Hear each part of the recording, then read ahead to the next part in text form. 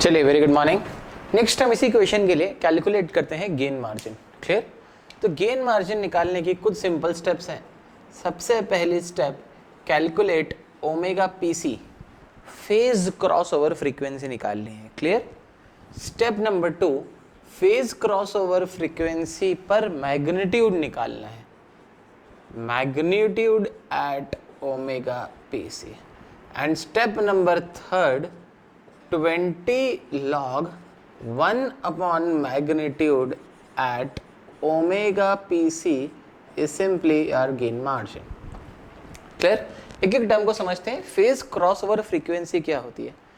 Phase crossover frequency मतलब वो frequency जिस फ्रीक्वेंसी पर एंगल -180 डिग्री हो जाए, उस फ्रीक्वेंसी को हम बोलते हैं फेज क्रॉसओवर फ्रीक्वेंसी।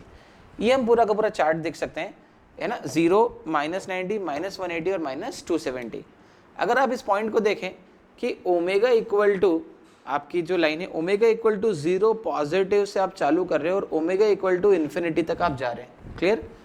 तो कोई एक फ्रीक्वेंसी तो ऐसी आई होगी इसमें जिस फ्रीक्वेंसी पर आपका जो फेज एंगल है वो -180 डिग्री हो गया है। उस फ्रीक्वेंसी को हम बोलते हैं फेज क्रॉसओवर फ्रीक्वेंसी। मैं एक बार रिपीट कर रहा हूँ, ओमेगा इक्वल टू 0 पॉजिटिव से आप ब्लैक लाइन देख सकते हैं और ये ओमेगा इक्वल टू इन्फिनिटी तक जा रही है। क्लियर?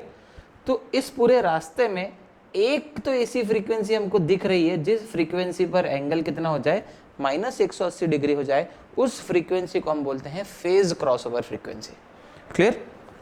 तो बड़ा आसान है फेज क्रॉसओवर फ्रीक्वेंसी को निकालना। हम कैलकुलेट करते हैं इसके लिए एंगल। क्लियर? चलिए, एंगल निकालने के तरीके देख लेते हैं।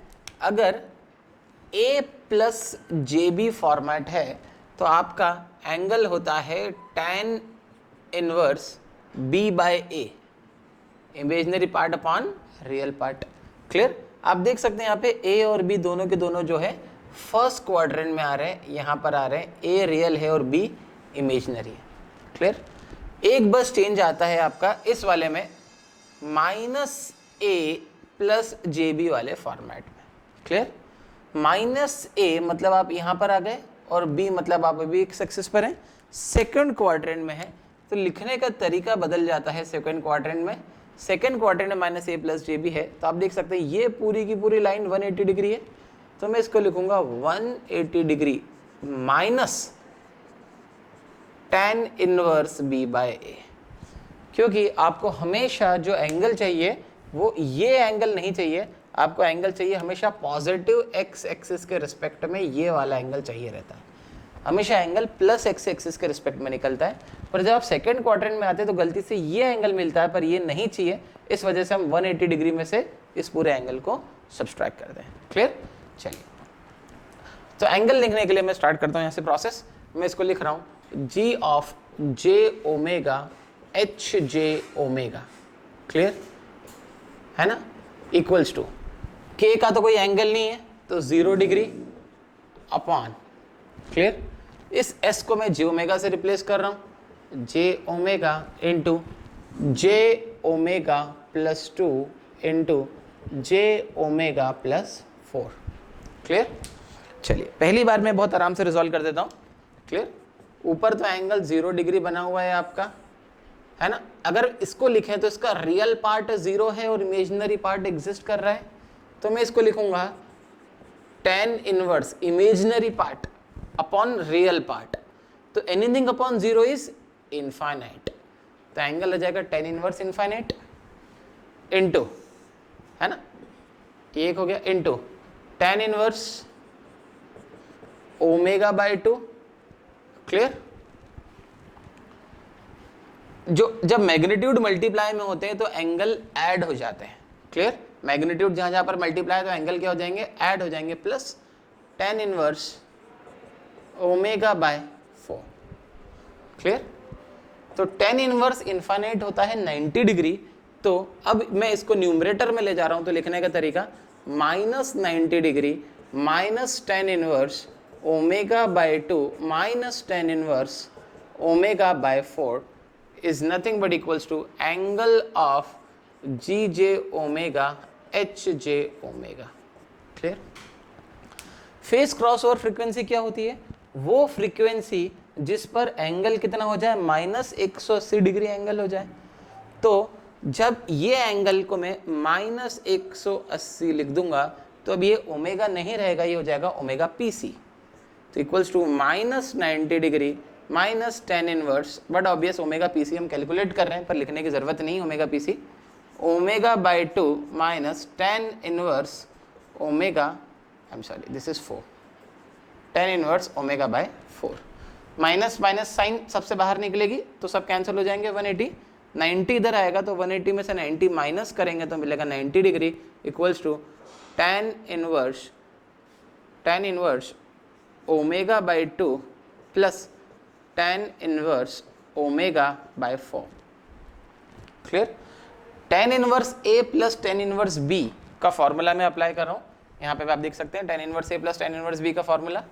तो tan inverse A plus tan inverse B का फॉर्मूला होता है आपका 90 डिग्री आपका चल ही रहा equals to A plus B, that is omega by 2 plus omega by 4 upon 1 minus, clear, I am sorry लिखने का तरीका ऐसा है, 90 degree equals to tan inverse of, clear, ये पूरा का पूरा ब्रैकेट में जाएगा 1 minus A into B, clear, tan inverse A plus tan inverse B is equal to A plus B upon 1 minus A into B, that is omega square by 8, clear. 10 इधर जाएगा तो 10 90 क्या हो जाएगा, इनफाइनाइट हो जाएगा, तो 10 90 इनफाइनाइट, तो infinite is equals to omega by 2 plus omega by 4 upon 1 minus omega square by 8, clear. ये वाली क्वांटिटी इनफाइनाइट कब हो सकती है, जब डिनोमिनेटर 0 होगा, क्योंकि anything upon 0 is infinite.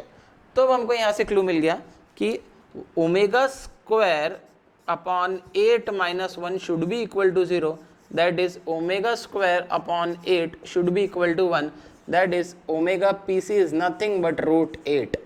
Phase crossover frequency क्या आ गई, √8 आ गई। जिस पॉइंट पर ये कट करेगा उस पॉइंट पर जो फ्रीक्वेंसी होगी वो होगी √8, क्लियर। चलिए पहली स्टेप हो गई, ओमेगा पी सी कैलकुलेट कर लिया, और दूसरी मेथड भी है रेशनलाइज करके करने वाली, पर वो थोड़ी सी लेंदी और टफ पड़ती है। इसमें ज़्यादा चेंजेस नहीं है, सिर्फ एक बार एंगल कैलकुलेट हो जाए तो आप इसको कर सकते हैं, और ये सिंपल प्रोसेस है, बहुत आसान पड़ता है इससे ओमेगा पी सी को कैलकुलेट करना, क्लियर। चलिए एक बार ओमेगा पी सी कैलकुलेट हो गया, अब हम निकालते हैं magnitude at omega P C. चलिए मैं इसको रब कर देता हूँ, magnitude at omega P C, clear. Omega P C पर मैग्नीट्यूड निकालने के लिए मैंने वापस से उसको लिखा mod of G S into H S, clear, is equals to K divided by, S को वापस से जी ओमेगा से रिप्लेस कर दिया, omega into 2 plus J omega into 4 plus J omega, clear. A plus J B का magnitude होता है under root of A square plus B square. तो यहाँ पर तो 0 है, तो under root of 0 square plus omega square is omega, तो मैग्नीट्यूड में आपका ओमेगा एज इट इज आ जाएगा पहली वाली टर्म का, इनटू दूसरा क्या आ जाएगा under root of omega square plus 4 into under root of omega square plus 16।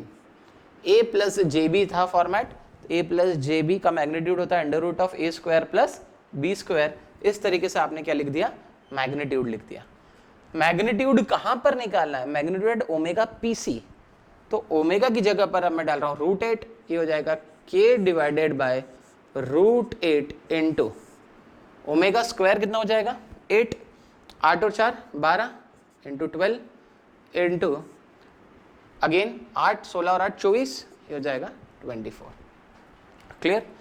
इसको और रिजॉल्व कर सकते हैं आप, के डिवाइडेड बाय ये हो जाएगा √8, ये हो जाएगा √8 इंटू 3, और ये कितना हो जाएगा आपका √4 इंटू 3, क्लियर।